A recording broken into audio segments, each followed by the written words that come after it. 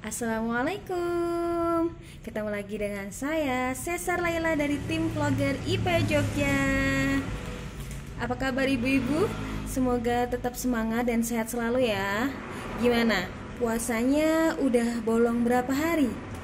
Atau memang ada yang dari awal sudah bolong karena dalam keadaan hamil atau menyusui?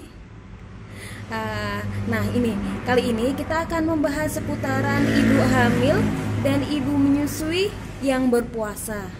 Sebenarnya kondisi bagaimana sih yang diperbolehkan dan tidak diperbolehkan untuk berpuasa?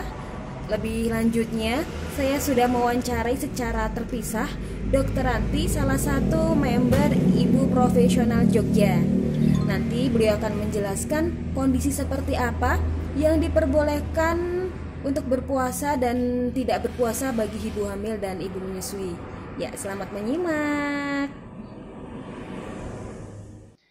Assalamualaikum warahmatullahi wabarakatuh. Perkenalkan, saya Dr. Ranti. Pada kesempatan kali ini saya ingin menyampaikan tentang apa saja yang harus diperhatikan pada ibu yang sedang hamil ataupun sedang menyusui apabila ingin melakukan ibadah puasa. Nah, boleh atau tidaknya berpuasa itu tergantung dari kondisi masing-masing ibu. Jadi, pada ibu yang sedang hamil harus diperhatikan kondisi ibu dan kondisi janin yang sedang ada di dalam kandungannya. Kemudian, pada ibu menyusui yang perlu diperhatikan adalah jumlah kebutuhan ASI yang diperlukan oleh bayi yang sedang disusuinya. Dan apabila diperlukan, maka ibu bisa mengkonsultasikan terlebih dahulu kepada dokter untuk dilakukan evaluasi dan pemeriksaan apakah memang ibu memiliki kondisi yang cukup baik untuk melakukan ibadah puasa. Ada beberapa kondisi dalam kehamilan yang memang mungkin sebaiknya ibu menunda dulu untuk melakukan ibadah puasa. Contohnya, misalnya ibu dalam kehamilan trimester pertama, biasanya masih ada rasa mual, muntah, seperti itu. Nah, ditakutkan apabila nanti ibu berpuasa, maka akan kekurangan kebutuhan cairannya, sehingga bisa mengarah ke dehidrasi. Atau bisa juga pada ibu yang hamil trimester ketiga, yaitu dengan berat badan bayi yang masih rendah. Nah, sehingga ibu harus mengejar ketertinggalan agar nanti pada saat bayi itu lahir, maka berat badannya normal.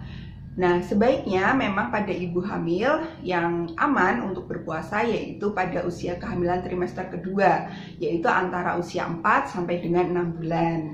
Nah, apabila memang kondisi ibunya baik dan kuat, kemudian kondisi janin yang ada di dalam kandungannya juga baik, maka tidak masalah ibu tersebut untuk melakukan puasa. Nah, yang pertama adalah asupan kebutuhan ASI yang diperlukan oleh bayi. Nah, apabila bayinya ini antara usia 0 sampai 6 bulan yang itu memerlukan ASI eksklusif, atau mungkin jumlah bayinya lebih dari 1 ya pada ibu-ibu yang memiliki bayi kembar, atau pada bayi yang lahir prematur dengan berat badan lahir rendah. Nah, ini tentunya kebutuhan nutrisi dari ASI ini masih cukup besar, sehingga harapannya ibu bisa memenuhi kebutuhan ASI bagi bayinya tersebut. Oleh karena itu, pada kondisi saat ini, maka sebaiknya ibu menunda dulu untuk berpuasa. Tetapi apabila memang mungkin bayinya sudah di usia lebih dari 6 bulan dan sudah ada makanan pendamping ASI seperti itu, kemudian bayinya sehat, nah mungkin ibu bisa mencoba untuk melakukan ibadah puasa. Lalu apa saja yang bisa Bunda persiapkan agar nanti puasanya bisa berjalan dengan baik? Yang pertama yaitu penuhi kebutuhan nutrisi, baik pada sahur maupun pada saat berbuka puasa. Nutrisi di sini yaitu sesuai dengan pedoman umum gizi seimbang, maka Bunda harus mengonsumsi makanan yang mengandung karbohidrat, protein, lemak, vitamin dan juga mineral. Nah, karbohidrat yang bisa dipilih adalah karbohidrat yang lebih kompleks. Jadi contohnya mengganti beras putih dengan nasi merah, sehingga nanti Bunda akan merasakan rasa kenyang yang lebih lama dan gizinya juga akan lebih baik. Kemudian protein, baik itu protein hewani maupun protein nabati. Untuk kebutuhan protein sendiri ini pada ibu hamil dan ibu menyusui lebih tinggi ya, sekitar 20 gram dibandingkan orang yang tidak sedang hamil atau sedang tidak menyusui.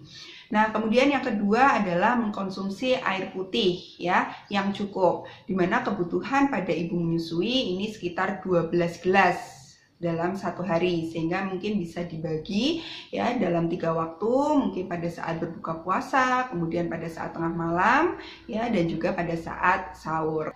Kemudian yang ketiga yaitu istirahat yang cukup, di mana ibu harus bisa beristirahat dengan baik ya. Jadi mungkin pada saat setelah taraweh seperti itu ibu bisa langsung memulai untuk tidur, sehingga pada saat sahur nanti ibu sudah dalam kondisi yang fit seperti itu. Kemudian yang keempat adalah kemantapan hati. Nah, ini juga sangat diperlukan ya, karena dengan adanya niat ya, kemudian hatinya mantap, tidak galau. Nah, maka ini justru akan lebih memberikan efek yang positif apabila ibu ingin melakukan ibadah puasa.